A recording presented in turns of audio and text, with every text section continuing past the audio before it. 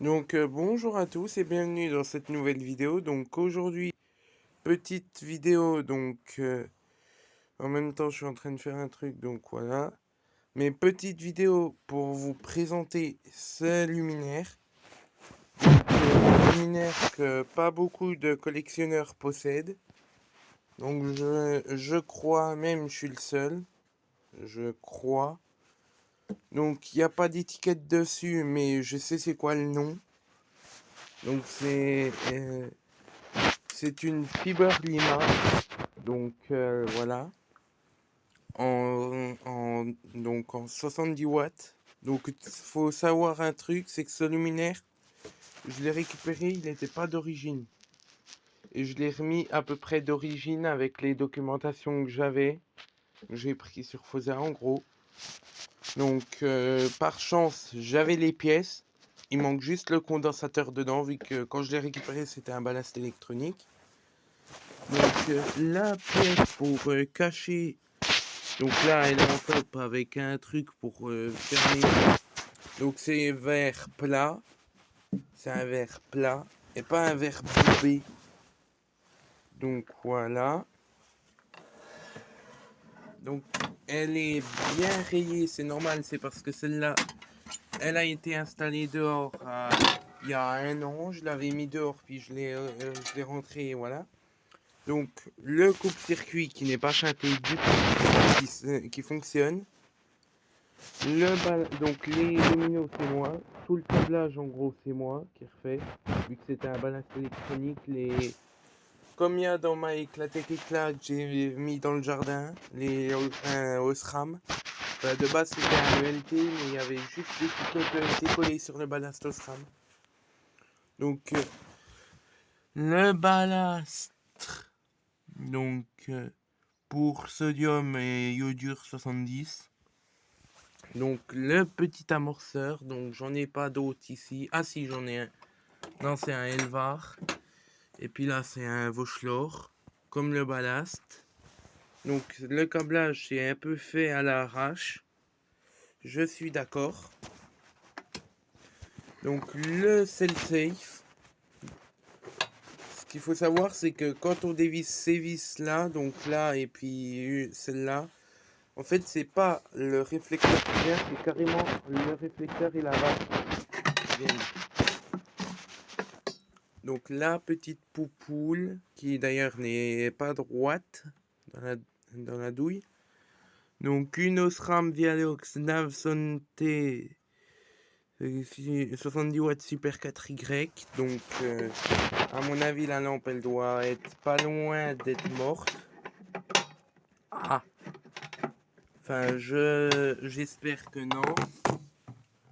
Parce que ce luminaire, je l'avais testé quand il y avait le ballast électronique, mais j'ai jamais testé le ballast ferromagnétique. Donc l'appareillage en gros ça vient d'une éclatée Kidil en 70 watts. Enfin, j'avais récupéré simplement l'appareillage d'éclatée Kidil. Puis voilà. Donc l'amorceur qui bouge un petit peu, le ballast pas. Ça a pas bougé d'ailleurs, c'est normal. Le système de fixation au mât. Donc voilà.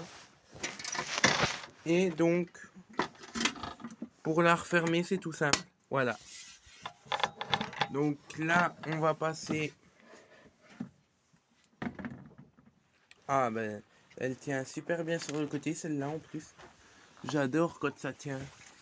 Donc on va passer à l'allumage. Donc bah non elle tient pas. Donc l'allumage.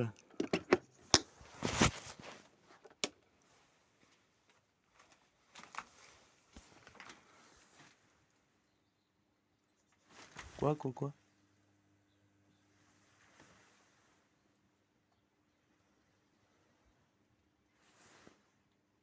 Non, il n'y a pas de fuite de courant vu qu'il n'y a pas j'ai pas raccordé la terre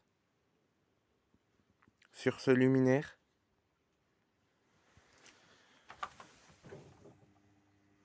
Donc on entend le ballast.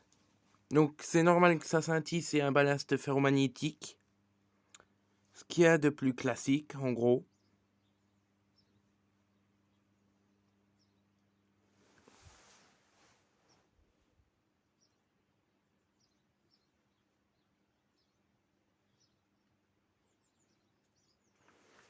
Donc voilà, je laisse pas trop allumer parce que voilà. D'ailleurs, elle était pas chaude, mais on s'en tape. Donc là, c'est... Puis d'ailleurs, j'en ai un peu... Ouais, ça l'a bien marqué, mais je m'en fous un petit peu de la lampe, vu qu'elle est pratiquement... Enfin, c'est pas qu'elle est morte. C'est juste que je m'en fous de la durée de vie des lampes, tant que ça fonctionne. Ah. Par exemple, là... Ah. Celle-là, elle est pratiquement morte, mais elle fonctionne. Elle éclaire juste un petit peu rose. Mais elle fonctionne. Donc je la garde encore. Puis je pense que je vais la garder jusqu'à ce qu'elle cycle. Celle-là, je vais la foutre dans ma éclat. Donc là, moi, je vais remettre les deux petites vis. Les deux petites vis. Ouais, c'est celle-là. Et l'autre, elle est où? Deux petites vis du truc. Non, l'autre, je sais pas. Puis je vais je vais débrancher. Puis je vais... Et on se dit à la prochaine pour une nouvelle vidéo. Vidéo qui sera je crois, la Tornora Q1. Donc voilà. Donc à la prochaine pour une nouvelle vidéo. Donc voilà.